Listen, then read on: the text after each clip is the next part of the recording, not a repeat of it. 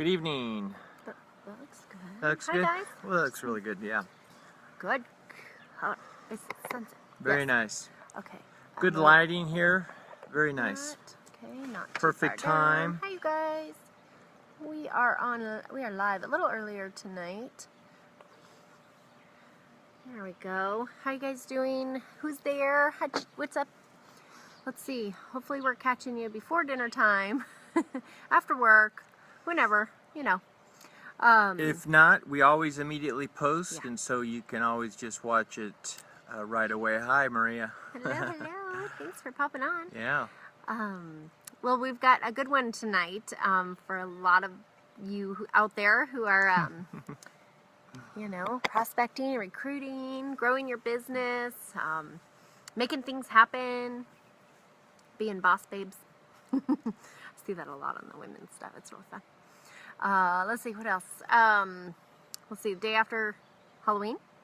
Hopefully everybody's not in a sugar coma. I had a few pieces, but I didn't overdo it, so that was good. Drinking lots of water. But we want to talk tonight about the 4 biggest mistakes made when prospecting.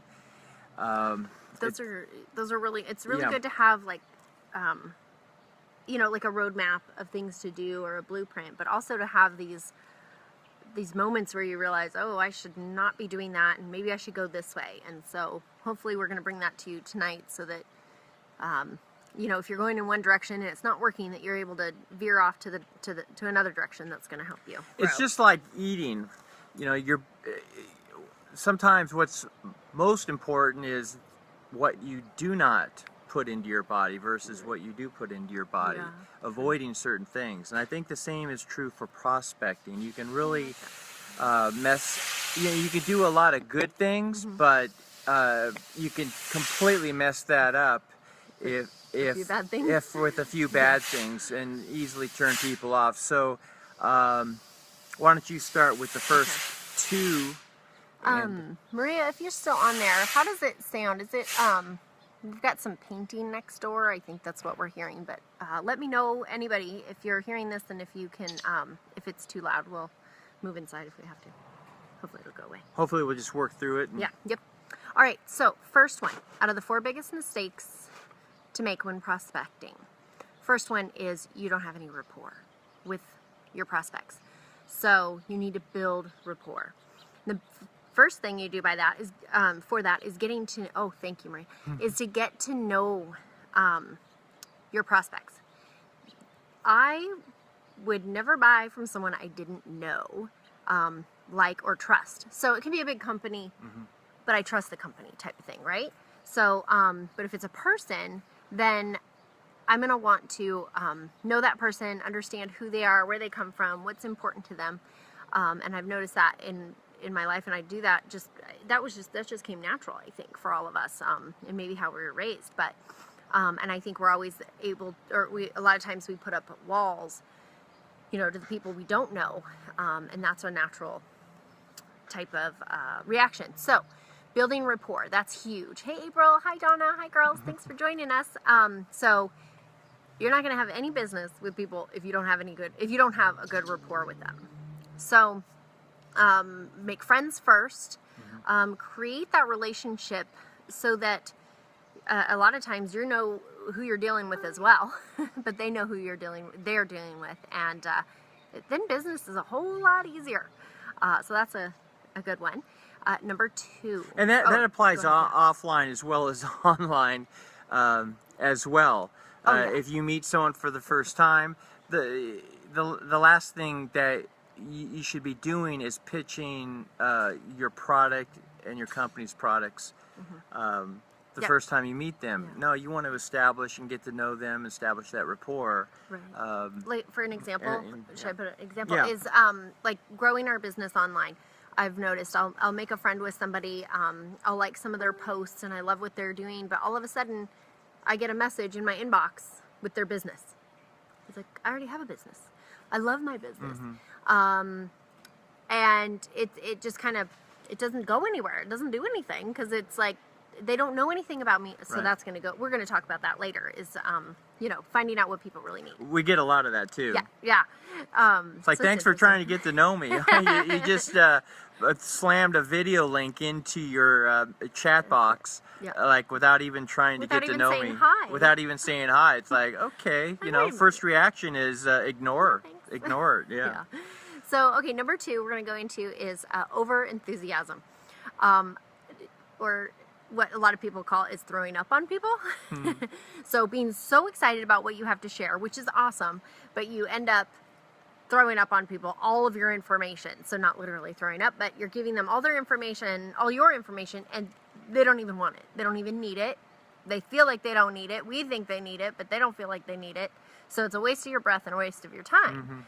So, and that'll go into the next one big time. But not, if you are so excited and the other person is not, your prospect is not, it's going to be hard for them to catch it unless they know, especially going back to the first one, unless they know, like, and trust you, and they're excited for you because they already, your friends, they're excited for you. If it's a complete stranger, they're going to think, this person's crazy and going, a little overboard and just a little too much for me. That happens a lot. So, I guess anything else on that? Is that good? Because that's going to Yeah, go I right mean, into the next one. you think, you obviously your position with your company, your company's products, hopefully is that you're 100% behind them and you're excited about them, but at the end of the day, nobody really cares. So that's the key thing there. And Unless they care about you and they're Yeah. excited for you because you're already friends and you have that rapport. And that leads into the third point, which is not asking the right questions. So it's super important that you get to know the prospect and what they're looking for, as opposed to just simply asking a list of questions that don't really apply to that particular person. Because at the end of the day, if they don't have any problems, if they don't have something that's missing, whether it's your company's products or the lack of leads maybe that they're generating in their business, if they don't have that problem, then and everything's fine, then it's kind of like Like waste of time. you're just wasting your time. So really super important that you listen to the person you're speaking with, getting to know them, asking them questions that are germane to the conversation, as opposed to you trying to manipulate the conversation to get what you want out of it. So what we try to do is when we enter into these initial conversations with people on Facebook, we absolutely make it a point that we're not trying to get somewhere with them. We're really just focused on establishing that friendship, and if it develops into something else, great, but if not, at least we've made a good friend, and they're not coming away with this idea that, oh, these people, they just are trying to sell me something. Yeah. So that's super, super key. Because I think in this industry, nobody wants to be a pushy salesman. Right. Nobody wants to, be that car salesman-y guy that's like just trying to get a sale and push everybody away. I know most of the people that I know in network marketing genuinely care about people and want to help them.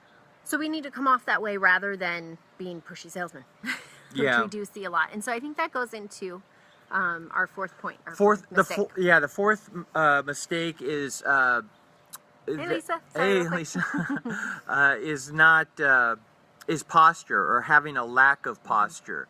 And basically what that means is that if you are trying to have somebody look at either your business opportunity or your affiliate marketing platform, you want to be seen as an authority. That's so important. Once they don't see you as that authority, they're off. Yeah. And so if that's something that you need to work on, you feel like, okay, what do I know? How can I help people, one of the things that you might want to think about is, first of all, do you 100% believe in what your business is all about? Because if you believe 100% that your business is the answer, is the solution that people need to move forward in their business, then that posture is going to come so much more easily, because they're going to hear that conviction and see that belief, and see intuitively that you're somebody to be listened to. So other ways of developing that posture, obviously, is by sharing content and value, sharing content, what you know and what you've learned. Yeah. Right. And then a lot of that's tied in with self-development. So every day we're spending at least part of our day just working on us, getting better. Right. Right. Well, and I think with posture, when you explain something to, say you're on video and you're teaching people about different things, whatever it may be, your business, or if it's like health and wellness, or a product type of thing, maybe a different type of service. There's a lot out there. Sorry, I'm trying to sift through. Then you can be the authority, because that's what you know and that's what you understand. And so when you put that out there, then it shows people that you are someone to listen to. We did a whole series on making videos and going live and sharing with people what they know, what you know. And so when you do that, then that's where they're going to see that. Just want to say, guys, hey, Adnan. Then that's where you're going to see what that person knows. And so that's the number one way to get people to know, like, and trust you, which builds rapport. And I was going to go into all the other ones again, but kind of a recap. We don't have to go there. Okay, so we'll just do a real quick recap, right? Yep. Build rapport. Don't be too enthusiastic. Enthusiasm is great, but when you're over enthusiastic, then it's a little too much. And specifically over enthusiastic with information? With information specifically about your primary company and your company's products. Okay. Basically, you're pitching people. Yeah. Oh, good one. Yeah. Okay, and then not asking the right questions. So not caring about the other person, not finding out what they need, just trying to give them something that they need that they might not need. And they're like, what are you talking about? Number 4 is posture, and sharing with people what you know and being that authority in your field so that they can know, like, and trust you and come to you with questions. Yeah, good. Right. Yeah. So as always, we post these lives on our each of our timelines right away, and we like to always provide value by providing a link that gives some additional training on these topics that we're talking about. And we're going to do the same thing tonight. So if you are interested in that training, we'll just be prompting you on our timeline to request the link, and we'll be happy to shoot that link over to you. Yeah, because we don't want to throw up all our information on you. We don't want to throw it up on you all at once. And then we'll be back tomorrow night with another live. And what are we going to talk about tomorrow night? Do we know yet? Well, I think we should go with kind of this theme, okay, of what to do and what not to do when prospecting and working with your leads. So we've learned a lot about what to do once you get some good leads in your business, and so I'd like to take that to the next level. All right, sounds good. And if you haven't done so already, just visit our fan page at davidandevalise.com. I'm sorry, davidandevalise.com is our blog. Yes, and then online on Facebook is the fan page. But on these lives, if you don't want to miss a live, make sure you hit the notifications. It's like at the top here, and especially when we're done, so that you will always get like a little notification, and we won't bother you. It does it automatically. Facebook is good like that. So I hope you guys have a wonderful night. Enjoy the weather wherever you are and the time you have, and let's go for it. All right. See you soon. Bye.